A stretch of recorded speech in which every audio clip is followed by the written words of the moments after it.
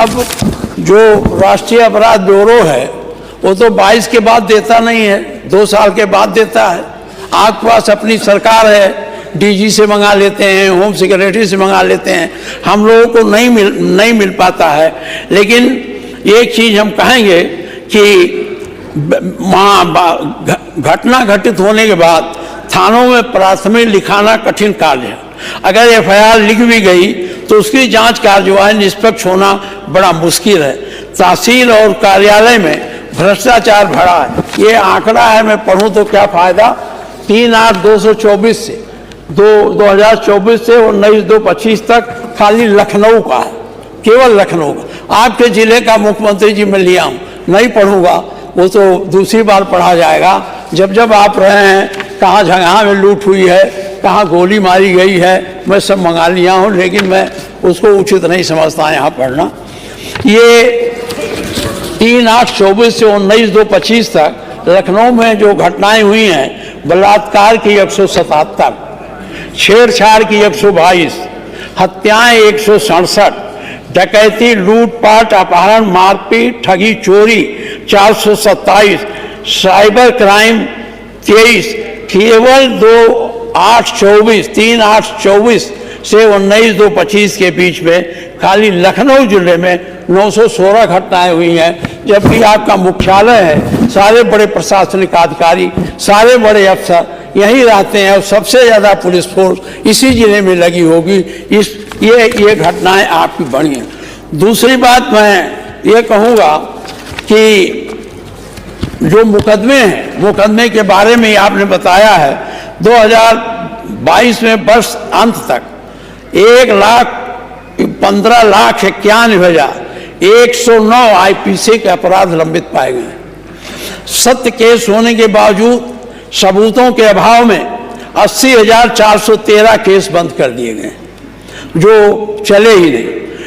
92.5% case pending पाए गए हैं।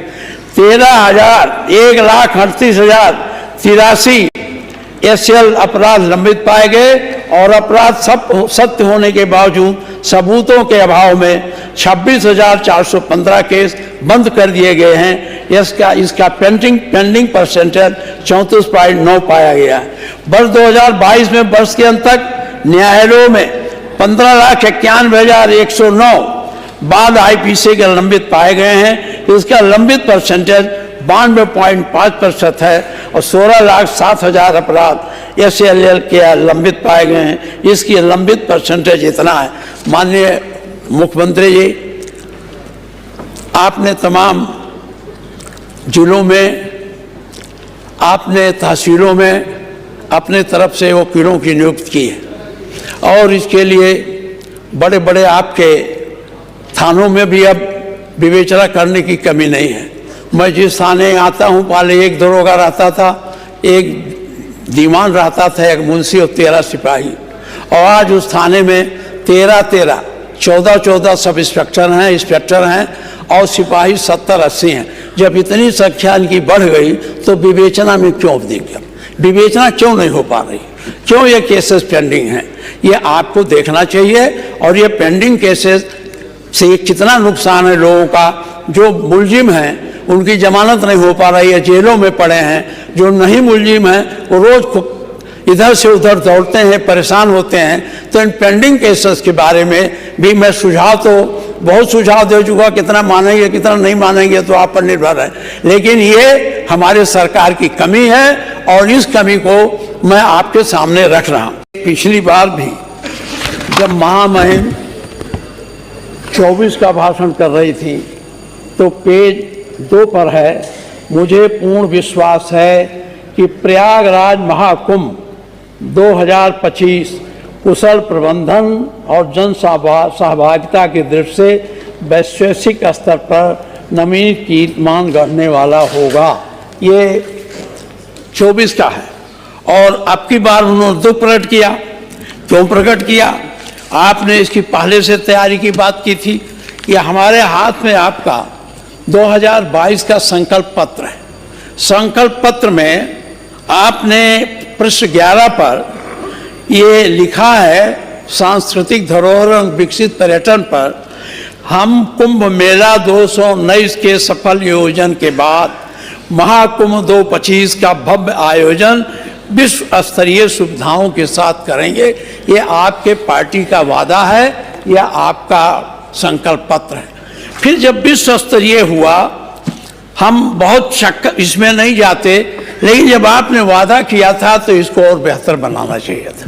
आपने कोशिश की, लेकिन जो विश्व धर्म स्तरीय बनाना था उसमें कहीं न कहीं आपसे चूक हुई है, और जिसका परिणाम है ये छोटे छोटी घटनाएं, रास्ते में एक्सीडेंट हो जाना, बस का लड़ जाना, बस से कुचल जाना, रास्ते में सड़क में 4-4 किलोमीटर तक बसों में बैठा रहना। अगर ये विश्व स्तरीय योजना माननीय मुख्यमंत्री जी आपने अपने अधिकारियों से सबसे पूरा भ्रमण करके तैयार किया होता तो आज ये कुंभ मेला जैसा आपने सोचा था उसी अनुरूप होता। लेकिन दुर्भाग्य है कि दुर्घटनाएं हुई, हम भी उसमें अपनी संवेदना व्यक्त करते हैं। भारी भीड़ बड़े पैमाने पर आपके हमारे यहाँ आई है, ये हम लोगों के लिए खुशी की बात है। मैं एक बात कहना चाहता हूँ कि ये जो कुंभ है ये अकेले किसी का नहीं है, ये हजारों वर्षों से चला आ रहा है। सम्राट हर्षवर्धन ने इसको बहुत महत्व प्रदान की थी। तो ये कोई नया नहीं है कि आपकी सरकार ने कुंभ को संगठित किया, कुंभ को आगे बढ़ाने का काम किया। ये कुंभ स्वाभाविक एक प्रक्रिया थे, जहाँ बिना किसी निमंत्रण के, बिना किसी सूचना के भी गांव वाले जान जाते थे। तो कोई बैलगाड़ी से, कोई ट्रैक्टर से, कोई पहले जब ये गाड़ियां नहीं थी तो दूर दूर से लोग बैलगाड़ियों पर बैठकर भी कुंभ नहाने आते थे। और इस तरह से, जिस तरह से इसको इवेंट बनाया गया, ये बहुत अच्छा नहीं था। ये कुंभ धार्मिक संस्था है, इसमें हमारी सबकी आस्था है। जो भी है, एक चीज और कहूँगा कि ये कुंभ सबके लिए था, लेकिन माननीय मुख्यमंत्री जी ने एक जात विशेष के लिए मना कर दिया। मैं कुंभ गया था और मैं अपने अध्यक्ष जी को धन्यवाद भी दूंगा कि मैं अरैल के तरफ से गया था और इन्होंने अच्छी व्यवस्था कर रखी थी। अरैल के तरफ से मैं जा रहा था, मेरे पार्टी का एक कार्यकर्ता था, वो मुझे पहुंचाने आया, उसको थोड़ी थोड़ी दाढ़ी थी, वो आगे जाने के लिए मुझसे मना कर दिया। कहा साहब हमारी मनाही है, हम इस पर नहीं जा सकते। जब मैं अपने नेता के शिविर का उद्घाटन करने गया था, उनके मूर्ति का अनावरण करने 11 जनवरी को गया था, तो आपके बहुत से साधु संत हमारे कुछ कार्यकर्ताओं से कह रहे थे कि भाई बुला दो, हमारी कुटिया छा दे। वो कहते थे ये मुस्लिम है, तो वो कहते रहे भाई कोई हो, हमें मजदूर चाहिए, चाहे मुस्लिम हो चाहे हिंदू हो। तो इस प्रकार की बात कुंभ के गौरव को बढ़ाता नहीं है। कुंभ के गौरव को बढ़ाने के लिए सबका सहयोग चाहिए। भारत सबकी भूमि है, गंगा सबकी भूमि है, गंगा सबकी नदी है, गंगा जमुना की जलधारा संगम सबका है। यह नहीं करना चाहिए था। मैं एक बात और आपसे कहना चाहूँगा, आपने पिछली बार तुलनात्मक अध्ययन किया था और हमारी सरकार में जो माननीय अखिलेश जी ने कुंभ कराया था उसके बारे में आपने ऑडिटर जनरल कंट्रोलर की रिपोर्ट पढ़ी थी। उसमें आपने बताया था कि ये जो हैं ये इसमें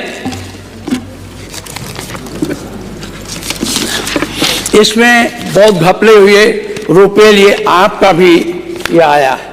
ये हमारे पास ऑडिट रिपोर्ट है, इसको आप अपने अधिकारियों से पढ़ा लेंगे, जहाँ कमियां होंगी देख लेंगे। आपके यहाँ भी है, मैं ज़्यादा नहीं पढ़ूंगा, बहुत लंबा है। एक थोड़ा सा उदाहरण आपको देना चाहता हूँ। ये है, ये मैं पूरा नहीं पढ़ूंगा। कुंभ मेला के दौरान विभिन्न संगठनों को सामग्री निर्गम व वापसी से संबंधित कुंभ मेला अधिकारी की भंडार पंजिका, जैसा कि परिशिष्ट 3.3 में उल्लिखित है, कुंभ मेला 219 के अनुपालन लेखा परीक्षा के समय उपलब्ध नहीं कराए गए। उपलेखा अभिलेख सूचनाओं को लेखा परीक्षा परिणाम स्वरूप राज्य सरकार के अधिकारियों की जवाबदेही में कमी हो सकती है। यानी जो इन्होंने खर्च किया जो इन्होंने इनको बजट आपने दिया, उस बजट को कहाँ खर्च किया, ये लेखा परीक्षा में ऑडिटर जनरल कंट्रोलर के यहाँ से जब मांगा गया कि उसे प्रदर्शित नहीं कर सके, या तो उसमें बड़ी कमी रही हो या तो उसमें घोटाला किया गया हो। इसको मैं आपसे आग्रह करता हूँ, इसको आप दिखवा लें। आपने हमारे अखिलेश सरकार के ऊपर आपने बड़ा आलोचना किया था, यहाँ रुपया खा गए, यहाँ रुपया खा गए, यह सड़क नहीं बनी। इसमें भरा पड़ा है, अगर पढ़ाएंगे तो बहुत समय लग जाएगा। एक मैंने इशारे में आपको बता दिया है कि यह कुंभ जो आपका 19 का था उसमें बड़े पैमाने पर गड़बड़ी हुई है। इस ऑडिट रिपोर्ट को हो सकता है मुख्यमंत्री जी को मौका ना मिले ऑडिट पढ़ने का, लेकिन आप पढ़वा लीजिएगा, ये मैं आपसे आग्रह करता हूँ। तीसरी बात मैं आपसे कहना चाहता हूँ, अब इस बात को बहुत बार दोहराना अच्छा नहीं है क्योंकि आप भी बोल चुके हैं, लेकिन जिन परिस्थितियों में ये उच्च स्तरीय व्यवस्था नहीं हो सकी, इसको आप देखें और इसके मामले में आप विचार करें। क्योंकि आपने कहा था विश्व स्तरीय, आपने नहीं, आपकी पार्टी ने कहा कि माननीय स्वतंत्र देव सिंह बैठे हैं, उनका हस्ताक्षर है उस पर, आपके संकल्प पत्र। क्यों नहीं विश्व स्तरीय हो पाया, ये आपकी जिम्मेदारी है, इसको आपको देखना चाहिए। और इसको देख करके जो सुधार की बात हो सके, अगली बार आप, पता नहीं उस कुंभ में क्या होगा, आप रहेंगे, हम रहेंगे, नहीं रहेंगे, लेकिन सुधारात्मक बातें करनी। अब आप